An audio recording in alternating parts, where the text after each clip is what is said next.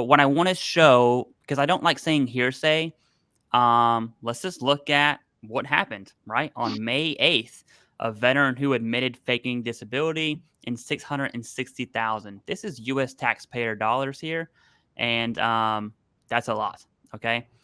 Essentially, what happened, and I'm just going to look at one paragraph here. This guy had pleaded guilty to making false statements by faking the impairment that prevented him from walking. So we're talking about the SMC scale at this point, okay? Because you're talking about the loss of use, which is going to entitle the veteran to special monthly compensation. Court documents show that for more than 2 decades, 20 years, this guy falsely claimed that he was unable to walk and needed a wheelchair to move around. This is May 8th of 2024, which is, I can't do quick math, but not that long ago. Okay, a couple weeks.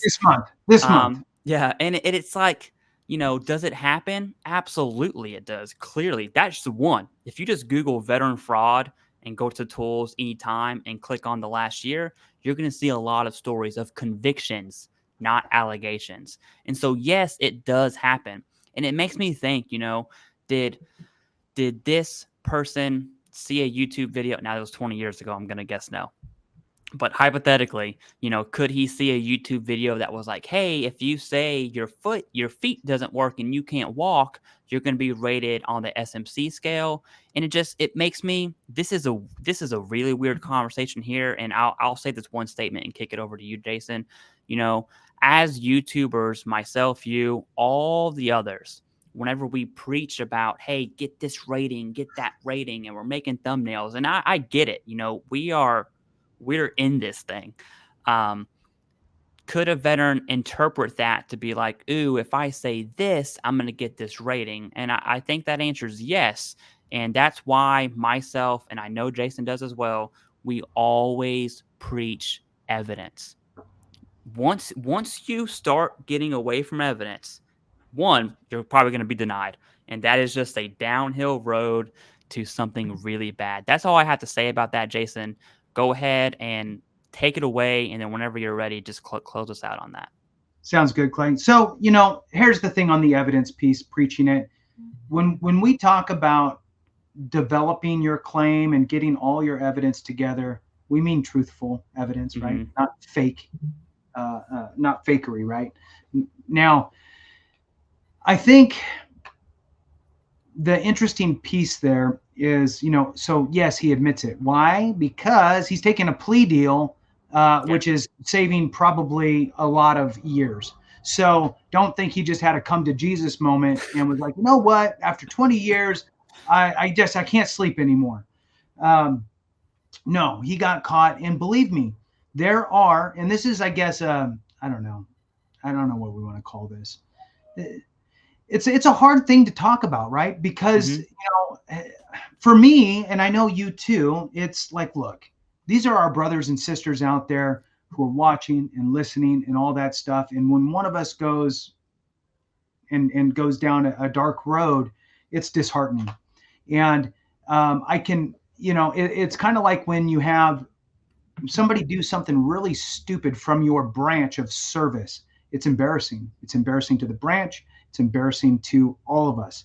And that's what this is like. And I'll tell you that it is really, really sad because it's a very selfish thing to do to obviously, because you're the one who's benefiting, right? So, and you're deciding to go down this fraudulent road and all that stuff. And, thankfully he got caught. And I love sharing those types of news stories because hopefully it works as a deterrent against ever deciding to do that. And I get it. The temptation's there, right? It's here's the apple, right? Here's the apple. Come get it. It's juicy. So it's really important, right? To know that there is a consequence and could potentially be one.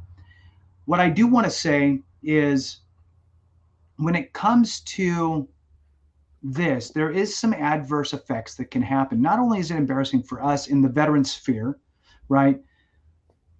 But we're not the only ones reading the articles. You have a lot of people reading the articles, a lot of people who are voting for stuff, a lot of people who are reaching out to their congressional offices, a lot of people that are saying, you don't need to be spending that $660,000 to somebody who can walk. Come on, right? So don't think that there's not people out there, and against us is the wrong word, but think that we're treated a little too well. And I get it. I get it. A lot of us go, oh, contrary, my VA is trying to kill me. Anytime I go in there, it's like, yeah, they're let's throw some extra water on the floor and hide the wet floor sign. Ha ha. Right. So, whether it's my VA facilities trying to kill me or they're denying me until I can't, until I die. Right. It doesn't matter. It's all what people are taking in, and bad news runs quick. So I think that we need to really be aware of the collateral damage of these types of articles and situations. And if you know somebody who is faking the funk, you now have some sort of a weird moral obligation, sadly. I mean, look, Yeah. I'm not saying to go out and just stick people in the back, but I'm also saying, like, look, wrong is wrong and right is right, right? Is the VA a perfect situation? No, it sucks. It's hard to get through. You can have everything and you should be awarded X number percentage. And it's just an uphill climb and battle the whole way. And it shouldn't be like that. But we cannot, as a community, afford to have people ripping it off for all of the collateral effects of it. So I'm going to kind of leave it there. And with that, I'm going to just say to everyone out there, we truly appreciate your support. We appreciate it very much. And we're looking for new ways to engage and share information. And I think I could speak for Clay too, that we truly enjoy doing this collaborative channel, Veterans Daily, here with Jay and Clay. It brings a new dynamic, brings some, some dialogue instead of just this monologue thing at you. So keep an eye on this, because we're going to throw out some new and innovative things for you, and we appreciate it. Thanks so much for watching. Have a great one. And remember, if we don't take care of each other, something went wrong. Hey, thanks for making it to Veterans Daily. Glad you made it. We have some exciting news to share today about all the loved aspects of the VA claims process, but most importantly, the things that you are looking for. And I'm not going to take it away from Clay, because Clay put together this list of things we're going to talk about. So if you want anybody to blame, it's him. So I'm going to pass this over to Clay to let you know exactly what we're going to jump into. Hit the thumbs up for us, subscribe, share with a friend, all that good stuff, and we will jump into it. Go for it, Clay. All right. So the main thing we're going to cover today is broad topic. Should veterans aim for 100% VA disability? There are so many just nuances to the benefits of 100%. And should veterans try to attain that? Should that be the goal? What is the goal of being rated by the VA? That's what we're really going to break down and talk about the different sections of that. Then we're going to kind of transition into, well, what does it look like if veterans do aim for 100%, but they truly don't rate that 100% mark, which is definitely going to push some buttons. So stay tuned for that.